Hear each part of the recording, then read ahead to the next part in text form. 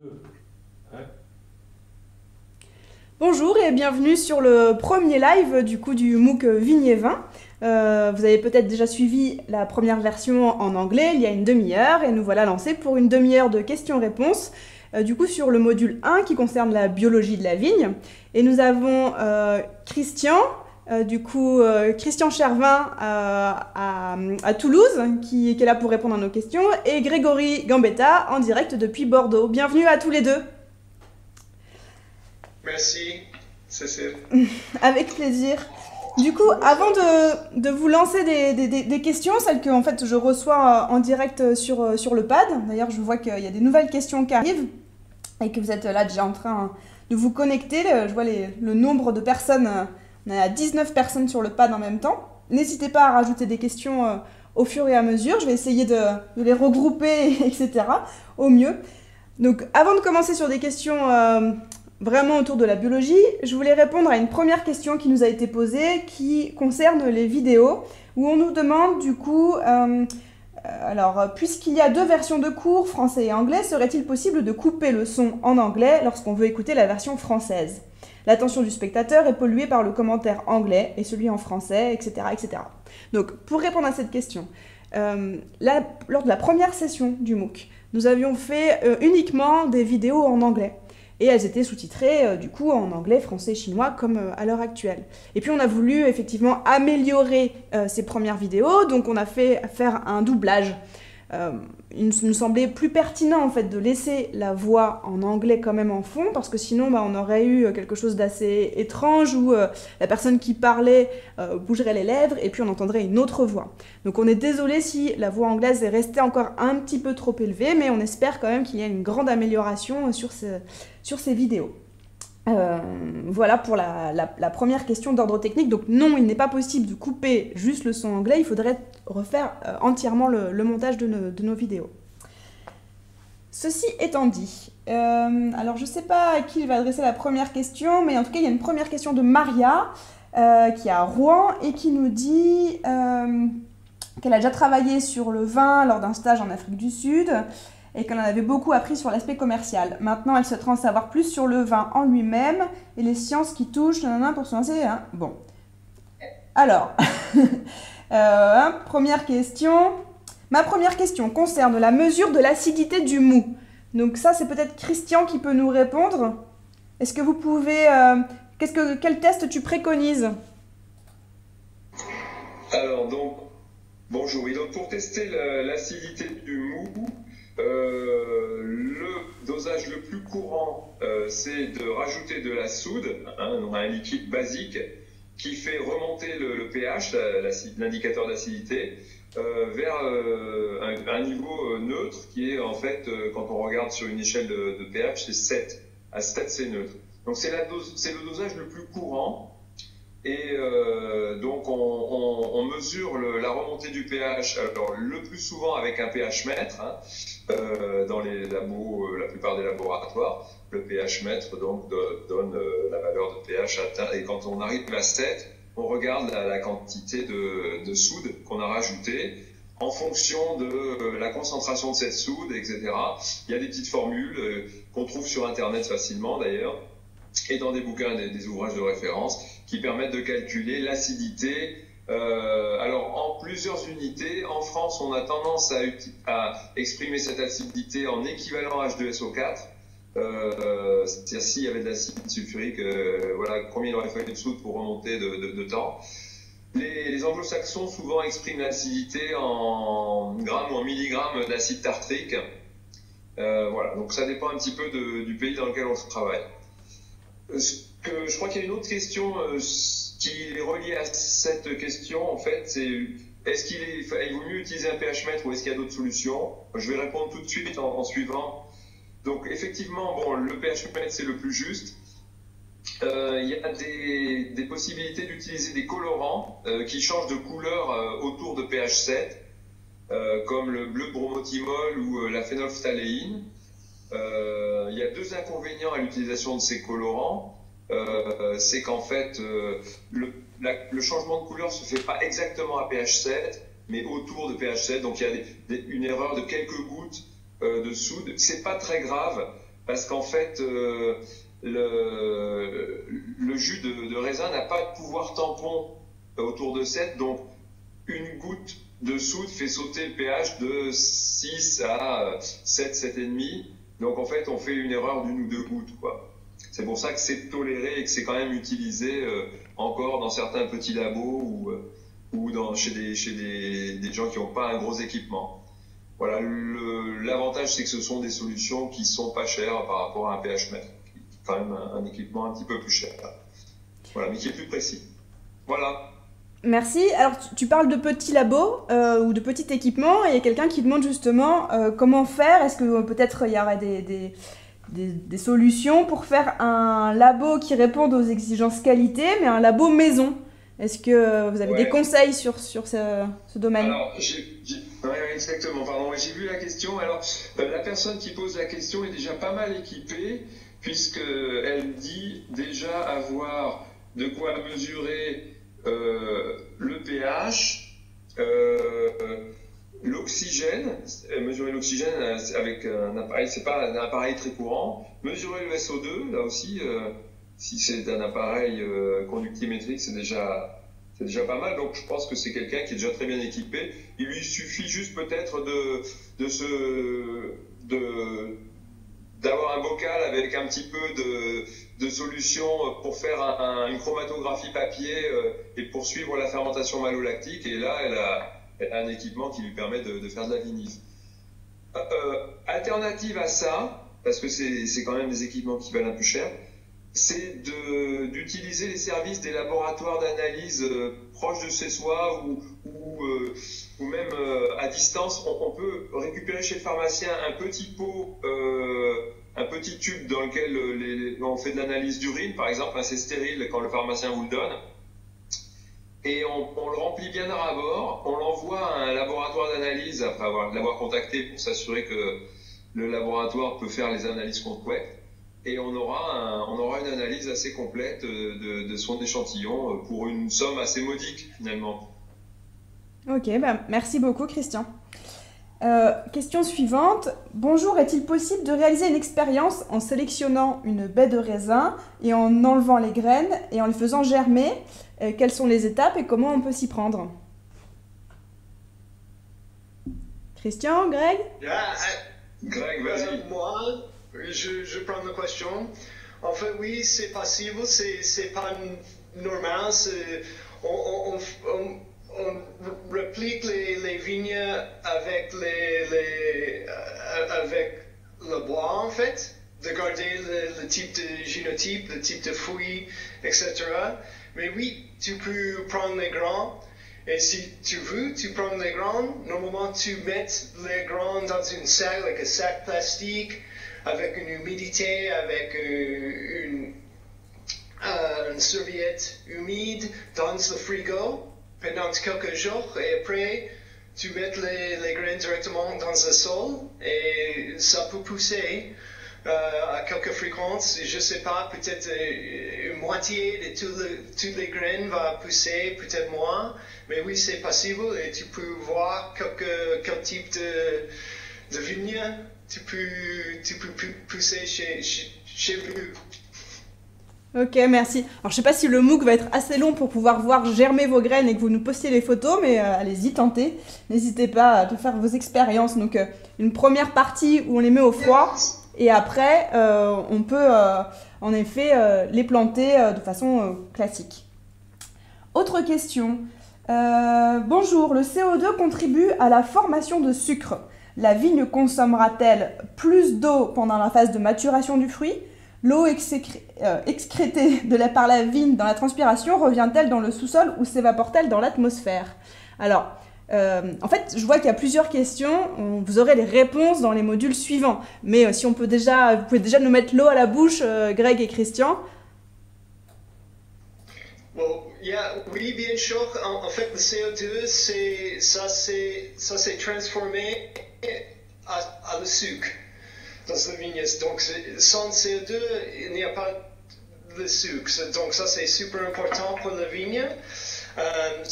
Ça, c'est pourquoi la vigne transpire d'accumuler le CO2. est-ce que le vigne consommera plus d'eau pendant la phase de maturation du fruit? En fait, non, parce que la consommation de l'eau, ça c'est en fonction de l'environnement, et ça c'est la chose plus importante. Donc, le vin consomme beaucoup de l'eau. Peut-être si il fait beau, ça va être peut-être pour une vigne, 50 litres de l'eau par juste un jour. Et donc, la quantité de l'eau qui contribue à la croissance des fruits, c'est assez bas. C'est très petit en comparaison. Donc non. Et l'eau excrétée par la vigne revient dans le sol. Non, c'est perdu. C'est perdu dans l'atmosphère après. Ça, c'est le processus de transpiration. Merci pour ces précisions, Greg. Sur justement... Oui, il y a Christian qui veut apporter un complément. Excuse-moi de t'interrompre, ouais. Un petit complément sur tu sais, la circulation de l'eau dans les grappes et dans les baies de raisin. Donc, effectivement, dans une période très sèche, en fait, la vigne est capable de repomper l'eau qui se trouve dans certaines baies de raisin. On ne sait pas si c'est fait aléatoirement ou si c'est programmé, mais ça permet à la vigne de peut-être maintenir un petit peu d'eau à l'intérieur de la plante. Par contre, ça crée un blocage de maturité et c'est un gros problème pour les viticulteurs parce qu'ils ont parfois certaines baies qui ne mûrissent pas bien. C'est quelque chose qu'on observe de plus en plus souvent maintenant avec les périodes de forte chaleur et d'arrêt de circulation de la sève dans les pieds. Voilà. Ok, merci Christian. Alors, si on est en conditions normales et que la vigne ne vient pas chercher de l'eau dans ses baies, mais plutôt dans le sol, jusqu'à quelle profondeur les racines des cèpes peuvent aller puiser les nutriments ou de l'eau dans le sol, justement? C'est une super bonne question et la réponse c'est on ne sait pas, en fait. Et la profondeur du système racinaire, ça dépend normalement sur la structure de sol.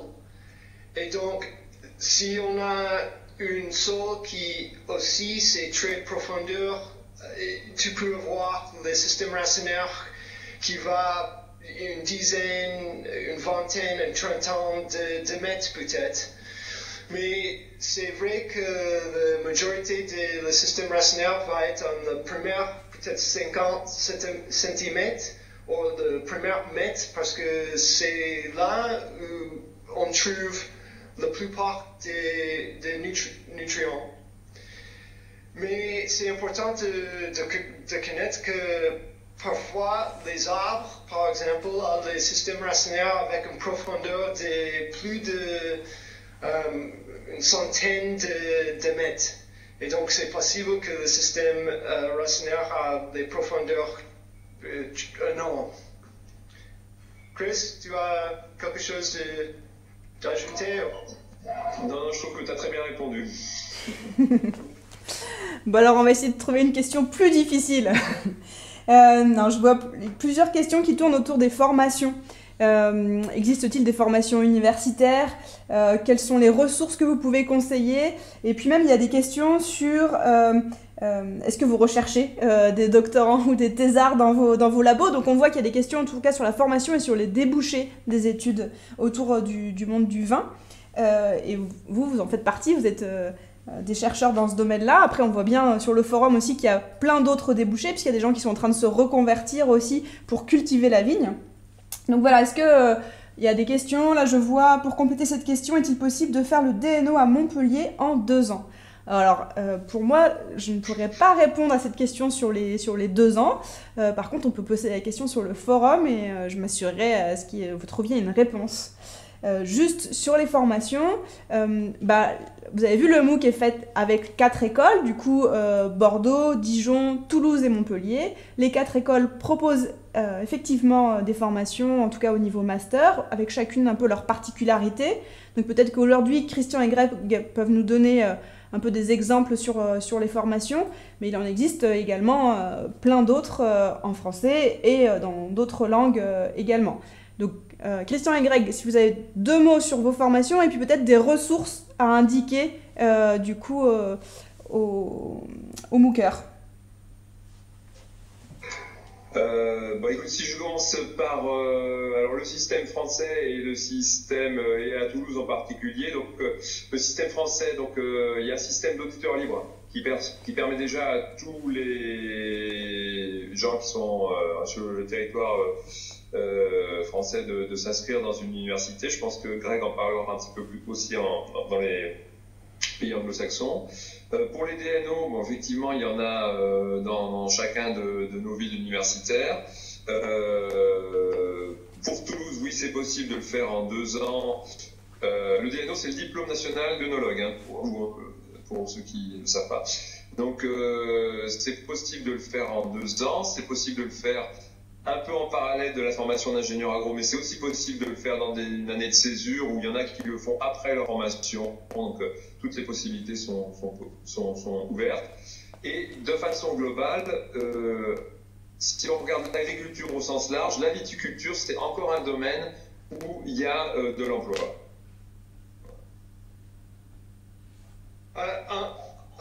C'est prêt ici à Bordeaux. Tu as la possibilité de suivre une formation ingénieur ou DNO ou une formation où il y a une combinaison entre les deux. En plus, on a plusieurs formations internationales ici. On a une bac qui c'est juste 1 an et on a une master qui est 2 ans. Et les 2 formations sont complètement en anglais, mais on a beaucoup d'étudiants français et des auteurs pays aussi qui suivent les programmes là. Et aussi, on a parfois les petites cours, on dit en français formation continue, continuing education en anglais. Et donc, ici à Bordeaux Sciences Agro, on a plusieurs cours comme ça chaque année, qui sont focalisés sur peut-être les techniques viticoles, peut-être les vinifications, etc. Donc, il y a plus d'informations sur l'Internet de Bordeaux Sciences Agro pour l'école. J'imagine c'est pareil pour Toulouse. Oui, c'est pareil pour les 4 écoles. Effectivement, on a chacun des sites internet. Et puis, s'il y a d'autres questions plus précises, j'imagine que si vous les posez sur les forums, eh ben, nos intervenants n'hésiteront pas à répondre. Revenons à nos moutons, ou plutôt à nos pieds de vigne, avec une question. Combien de cépages existe-t-il dans le monde ? Haha, je vous vois faire la grimace. Bonne question. Il y a un ancien prof de l'agro de Montpellier qui s'appelle Pierre Gallet, qui a écrit le dictionnaire encyclopédique des cépages. Donc là, il a la volonté de recenser tous les cépages de vignes existants au niveau mondial. C'est un bon ouvrage de référence. Greg, tu sais peut-être exactement combien de cépages, toi ? Il y a peut-être, je veux dire 500, 600, peut-être plus, mais en fait, il y a 2 niveaux de diversité. Les génotypes de la vigne, il y a les différents cépages, mais dedans chaque cépage, il y a aussi un autre niveau de diversité, on dit le clonal diversity. Les différents clones de chaque cépage. Et ça aussi, c'est un nom juste pour un cépage, comme je sais, Tempranillo en Espagne. Il y a peut-être plusieurs centaines, 500, peut-être plus de différents clones. Et donc, la diversité dans les cépages, c'est vraiment incroyable, c'est énorme. Et on voit du coup que les cépages sont choisis pour les... Excuse-moi, Cécile, ouais. Ouais. Pour ajouter juste un mot, oui, en France, le cépage qui a le plus de clones, c'est le Pinot Noir en Bourgogne. Le plus de clones Et connus, je combien de clones? crois. Je sais Est-ce pas, que tu mais connais? on va demander, ouais. Non, je sais pas. Et, Ok. non, et puis, je crois que Patrice Tiss, qui est un collègue qui intervient sur le MOOC, parce que je sais pas si la personne qui a posé la question a regardé le module 1 jusqu'au bout, mais Patrice parle de la diversité génétique de la vigne. Et bien sûr, Jean-Michel Boursicourt en début de module aussi. Hein. Et du coup, la question qui en découle aussi, c'est de se dire, effectivement, les cépages qu'on choisit, c'est en fonction des goûts qu'ils peuvent aussi apporter au vin, et d'où viennent ces différences de goût entre les cépages. Ça vous laisse sans voix.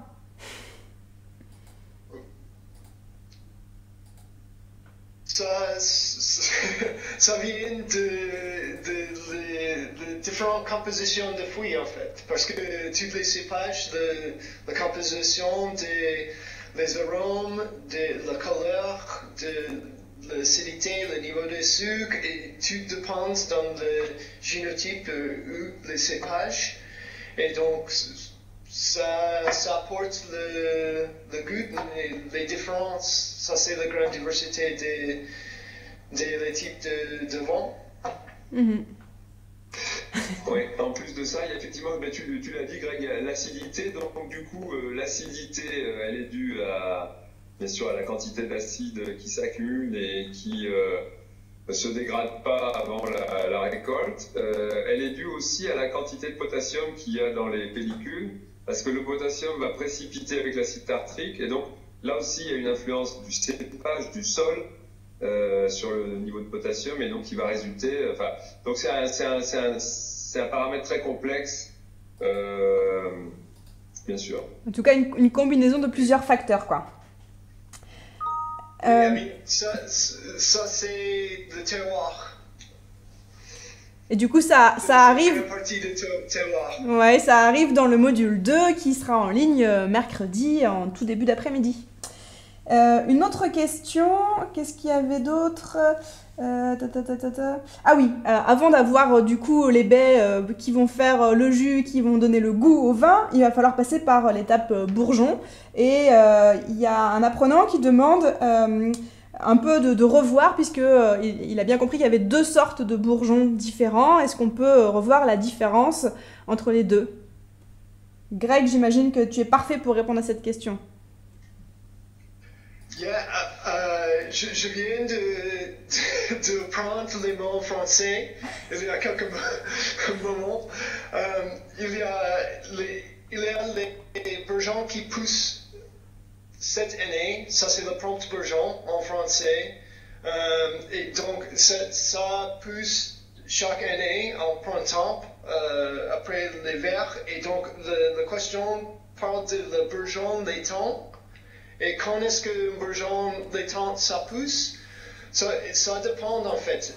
Le bourgeon laitant peut pousser dans l'avenir, peut pousser la prochaine année s'il y a un stress, ou si tu fais la taille dans une manière super extrême ou quelque chose comme ça, mais même le bourgeon laitant peut rester sans pousser pendant la vie de la vigne en fait. Donc c'est très difficile de dire si le bourgeon laitant va pousser à l'avenir ou pas. Et donc je pense c'est pas forcément vrai que le bourgeon laitant va pousser l'année suivante. En fait, normalement, le bourgeon laitant reste là dedans le bois de vigne. Ok. J'espère que c'était clair. Merci, très clair pour moi. Et s'il y a d'autres questions sur les bourgeons latents, pareil, la voix du forum sera la bienvenue. On enchaîne, du coup, il y a une question sur le ratio, le rapport entre sucre et acide pendant la vinification. Christian, je crois que de ce que j'ai compris sur le live en anglais, c'était compliqué de répondre, mais est-ce que tu peux nous faire une petite réponse en français maintenant, s'il te plaît? Donc, bon, le rapport sucre-acide, c'est effectivement c'est une très bonne question, c'est un très bon indicateur, mais il est très dépendant du type de vin qu'on veut faire, du cépage qu'on a, donc, et aussi de l'unité dans laquelle on exprime le ratio. C'est-à-dire que là, la question, c'est est-ce qu'il y a un ratio idéal? Donc déjà, ça dépend en quoi on exprime la quantité de sucre et en quoi on exprime la quantité d'acide, parce que le ratio va en dépendre. Et puis après, effectivement, très bonne question, l'expérience souvent conduit à choisir, par exemple, de maintenir une certaine acidité si on a beaucoup de sucre et donc potentiellement beaucoup d'alcool. Pour compenser l'alcool, on va garder de l'acidité pour avoir un vin qui soit assez équilibré.